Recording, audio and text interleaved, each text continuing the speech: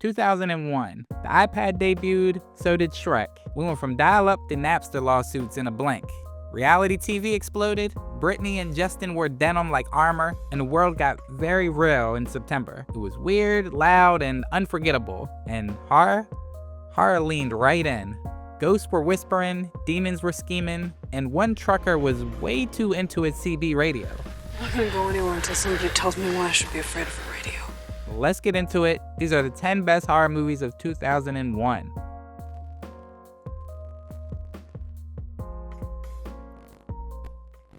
Let's be honest, the scariest part of Joyride isn't the serial killer trucker. It's realizing how fragile road trips really are. One bad prank on a CB radio and suddenly your innocent "let's mess with this stranger" becomes "we are being hunted across America by a sentient semi-truck." The film nails dread, paranoia builds fast, and the silence between threats is louder than the engine. Our antagonist, Rusty Nail, is the trucker equivalent of Michael Myers. Silent, relentless, and desperately in need of therapy and a Spotify subscription. You need to find a highly qualified psychiatrist, not a psychologist. You're gonna need some drugs.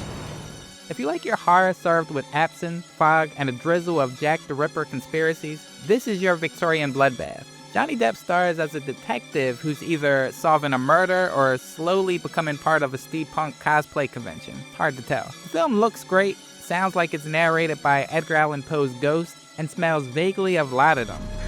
This ain't killing for profit. This is ritual. The murders are brutal without being excessive, and the mystery unfolds with deliberate cruelty. It doesn't offer hope or closure, only the suggestion that evil hides best behind wealth and power. It's not a whodunit as much as a slow burn into inevitability. You're not here for resolution, you're here to watch a system rot from the inside. Don't struggle.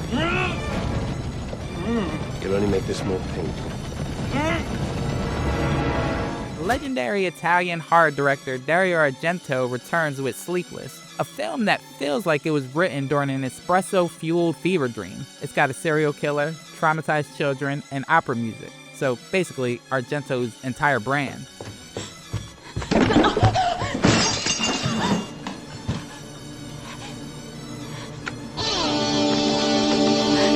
The plot unravels like a murder mystery inside a Rubik's Cube. But the kills are stylish and the gore is artful. If you like your horror confusing, beautiful, and full of aggressive violin solos, Sleepless will scratch that itch and then stab it 14 times.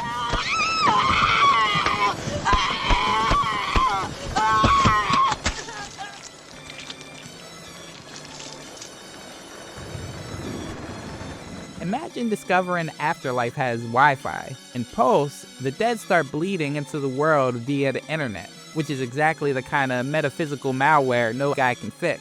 This slow burn J-horror classic delivers dread by the gigabyte. Every frame is a haunting still life, every moment feels like your router is possessed, and the ghosts are basically telling you to log off and touch grass. It's beautiful, bleak, and will make you want to delete your browser history just in case.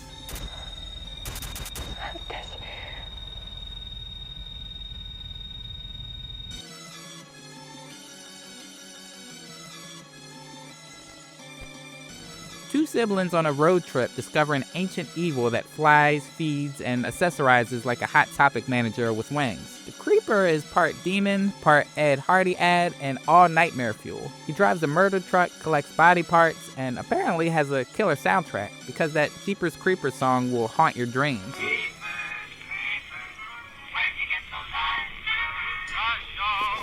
Okay. Also, shout out to the final act where all hope dies and Justin Long makes the world's worst eye contact.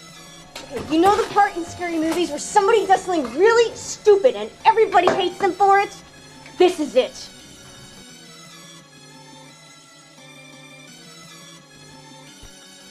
You've got a glass house powered by the ghost of some seriously angry people. What could go wrong?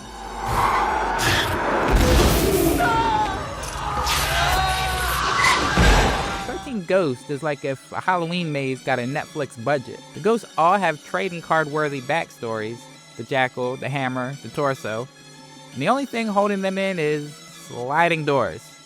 It's gory, loud, and possibly designed by a haunted IKEA. Is it good? Debatable. Is it fun? Like a sugar rush on a ghost train. Bonus, Matthew Lillard acting like he's in a different movie and still in the show. I used to hunt ghosts with your Uncle Cyrus. Goats? Ghosts!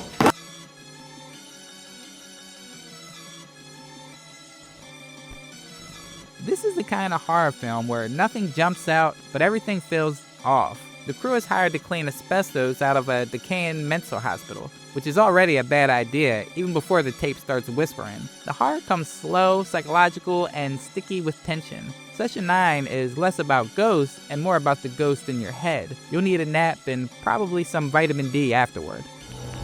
And where do you live, Simon? I live in the weak and the wounded. This movie is gothic horror for people who prefer their ghosts with emotions. Set in a Spanish orphanage during the Civil War, it's got everything.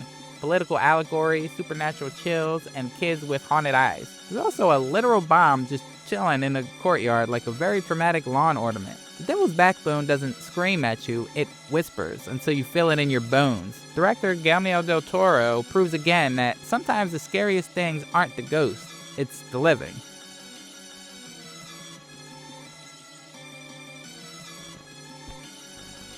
This one is like if True Detective had a sleepover with the Texas Chainsaw Massacre. A father believes God has told him to kill demons who look exactly like regular people. And his sons, well, they're along for the ride whether they like it or not. Frailty is a southern fried psychological thriller with twisty turns, moral gray zones, and the haunting realization that belief can be just as scary as monsters.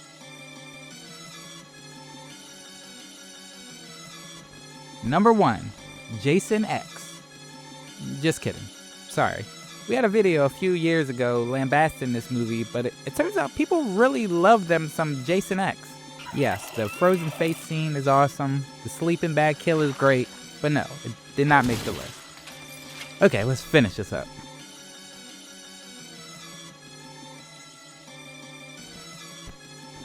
This is a masterclass in ghost storytelling. No gore, no jump scares, just vibes, shadows, and Nicole Kidman looking extremely stressed. She plays a mother protecting her children from sunlight, ghosts, and potentially herself. The twist? Chef's kiss. The atmosphere? Positively Victorian. And the servants? Definitely not normal. The Others is elegant horror at its finest. It's spooky, sad, and timeless. Kind of like the ghosts themselves. Speaking of which... Oh!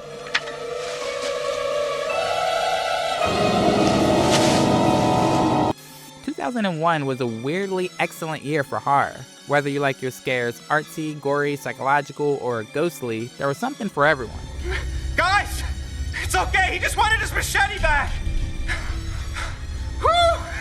So, go ahead, revisit these haunted gems, appreciate the early 2000s fashion, and remember, always double check the CB radio before replying to mysterious strangers. Thanks again for watching, guys. Don't forget to share your favorite film of the year in the comment section below.